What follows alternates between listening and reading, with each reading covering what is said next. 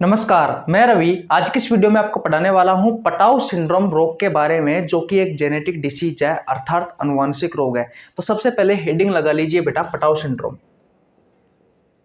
Patau syndrome, Patau syndrome Hindi में भी same लिखा जाता है बेटा, पटाउ सिंड्रोम। Patau syndrome. सबसे पहले आपको क्या याद करना है कि यह एक जेनेटिक डिसीज है अर्थात अनुवांशिक रोग है बेटा। तो मैं पहला ही पॉइंट लिख देता हूं कि यह एक जेनेटिक डिसीज है अर्थात अनुवांशिक रोग है। अनुवांशिक रोग है। अब बात आती है बेटा कि ये अनुवांशिक रोग होते क्या है।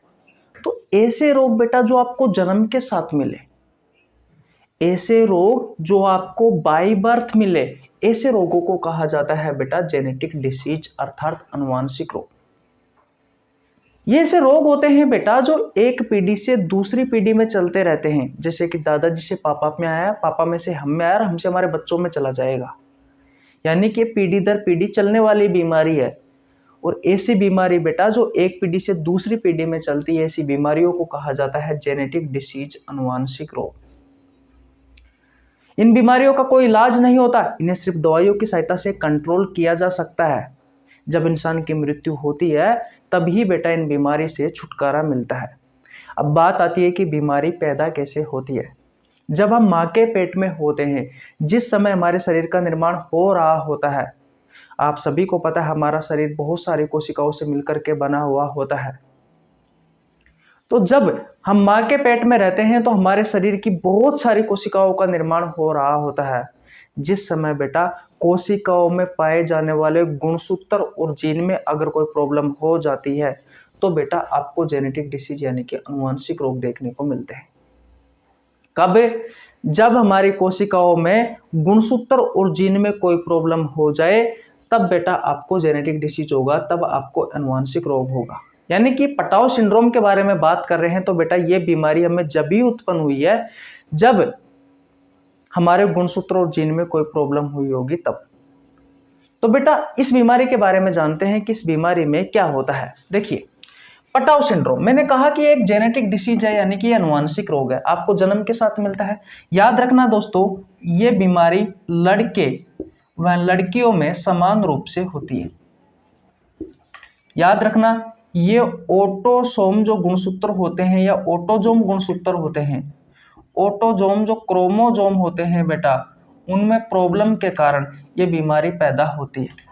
अब बहुत सारे लोगों को यह नहीं पता, बहुत सारे स्टूडेंटों को यह नहीं पता कि ये ऑटोजोम या ऑटोसोम गुणसूत्र क्या होते हैं। देखिए, हमारे शरीर की प्रत्येक कोशिका में कितने गुणसूत्र होते हैं बेटा? 46 गुणसूत्र होते हैं।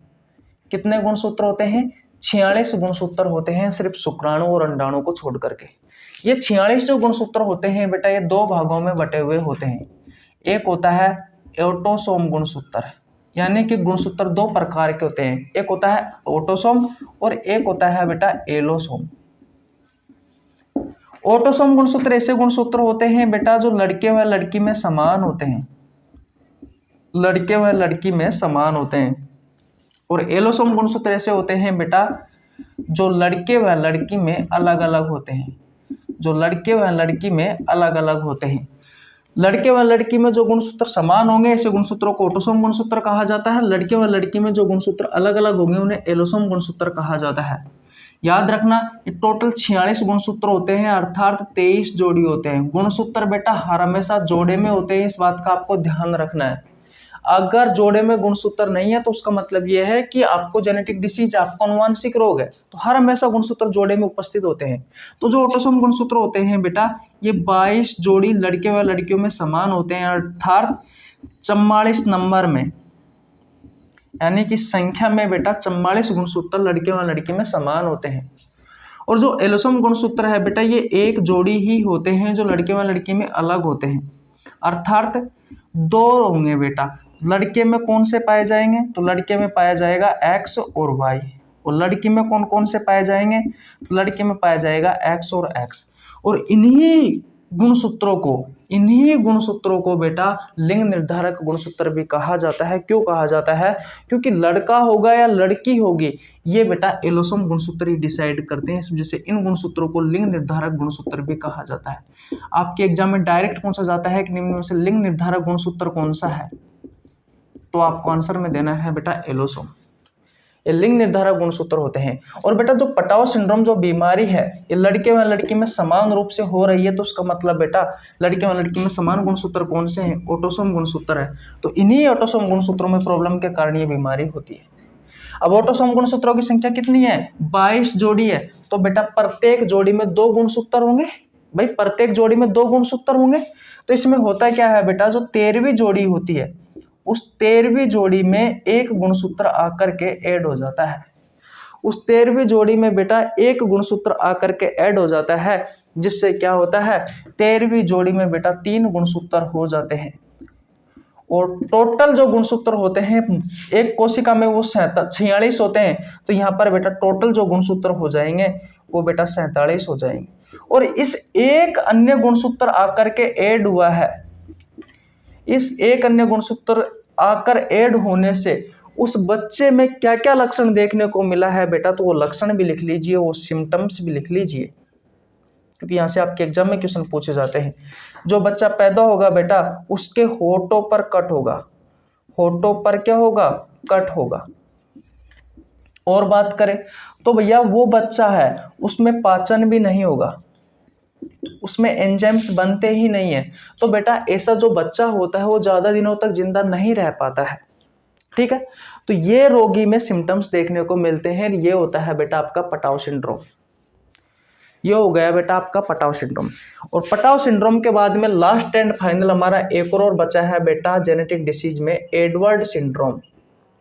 उसके बाद में बेटा ये चैप्टर समाप्त हो जाएगा। अब तक मैंने आपको 55 क्लास से कंप्लीट करा दिया। आज ये 56 नंबर की क्लास है और कल भैया इस चैप्टर की अंतिम क्लास होगी। हम जो चैप्टर पढ़ रहे हैं बेटा उस चैप्टर का नाम है ह्यूमन डिसीज अर्थात मानव रोग। और मानव रोग में मैंने आपको वायरस से होने वाली बीमारियों के बारे में पढ़ाया है, बैक्टीरिया से होने वाली बीमारियों के बारे में पढ़ाया है, प्रोटोजोआ से होने वाली बीमारियों के बारे में पढ़ाया है, कवक से होने वाली बीमारियों के बारे में पढ़ाया है बेटा। और मैं आपको बता दूं मैंने जेनेटिक डिसीज यानी कि अनुवांशिक रोग पढ़ाया है। अनुवांशिक रोगों में अब तक हम 7 बीमारियों को कंप्लीट कर चुके हैं। कौन कौन सी है? पहली है कलर ब्लाइंडनेस, दूसरी है सिकल सेल अनेमिया, तीसरी है हीमोफीलिया, चौथी है थैलेसीमिया, 5वीं है क्लाइनफिल्टर सिंड्रोम, 6ठी है डाउन सिंड्रोम, 7वीं है टर्नर सिंड्रोम और आज बेटा पटाव सिंड्रोम भी मैंने कंप्लीट करवा दिया है। यानी कि हमने 8 बीमारी कंप्लीट कर ली है बेटा।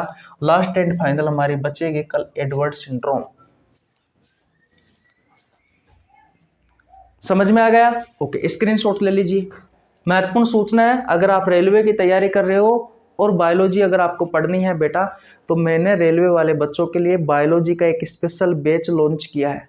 शाम 7 बजे सोमवार से लेकर के शनिवार तक। रविवार को उस बैच का ऑफ रहता है, उसमें मैं आपको प्रीवियस ईयर के क्वेश्चन करवा रहा हूँ। रेलवे की परीक्षाओं में जितने भी क्वेश्चन बायोलॉजी से पूछे गए हैं वो सभी क्वेश्चन, चाहे वो ग्रुप डी की एग्जाम हो, चाहे एनटीपीसी की हो, चाहे एएलपी टेक्नीशियन की हो, चाहे जेई की हो, या फिर आरपीएफ एसआई या कांस्टेबल वाली हो, या फिर एसएससी सीनियर सेक्शन इंजीनियर वाली हो, या फिर पैरामेडिकल वाली हो, कोई सी भी एग्जाम हो, चैप्टर वाइज बेटा मैं आपको वो क्वेश्चन करवा रहा हूँ। जो भी क्वेश्चन करवाता हूँ उसके नीचे उसकी एग्जाम का नाम लिखता हूँ, डेट लिखता हूँ, शिफ्ट लिखता हूँ। बहुत अच्छा बैच चल रहा है बेटा, आप भी जाकर ज्वाइन कर लो, बिल्कुल फ्री है। एक बार एक क्लास लेके देख लेना, अगर नहीं समझ में आता तो चैनल को सब्सक्राइब करके चले जाना। बिल्कुल सिंपल है बेटा, बहुत सिंपल है बेटा वो क्लास, बिल्कुल आसान भाषा में आपको सारी चीजें पढ़ाई जा रही है और बिल्कुल 1 रुपये भी नहीं लिया जाता। सबसे बड़ी बात तो ये है। और इतना अच्छा कंटेंट बेटा फ्री ऑफ कॉस्ट किस्मत वालों को ही मिलता है, जाकर देख लीजिए। और वहां भी मैंने बेटा ह्यूमन डिसीज के ही मैं क्वेश्चन करवा रहा हूँ, क्योंकि यहाँ पर ये चैप्टर समाप्त होने वाला है, आप सभी ने पढ़ा है, तो बेटा वहां पर आप अच्छे से क्वेश्चन करेंगे इस वजह से। और सुबह 7 बजे थ्योरी वाला बैच आता है, इसकी क्लास सुबह 7 बजे आती है। और सुबह 6 बजे बेटा मैं हर रोज कम्युनिटी पोस्ट में एक बायोलॉजी का क्वेश्चन डालता हूँ। और बायोलॉजी का क्वेश्चन या तो आपसे आपके प्रतियोगी परीक्षाओं में पहले पूछा गया होता है या फिर आगे पूछे जाने की संभावना है। उस क्वेश्चन का आंसर हर रोज 100, 200, 300, 400 स्टूडेंट देते हैं। आप भी दीजिए बेटा, ताकि बायोलॉजी के बेहतरीन क्वेश्चनों पर आपकी पकड़ बनी रहे और आपके एग्जाम में वो क्वेश्चन देखने को मिलेगा जरूर। ओके, तो चैनल पर नया तो चैनल को सब्सक्राइब कर लेना, बेल आइकन को प्रेस कर लेना। मिलते हैं नेक्स्ट वीडियो में, तब तक के लिए जय हिंद, जय भारत, राम राम।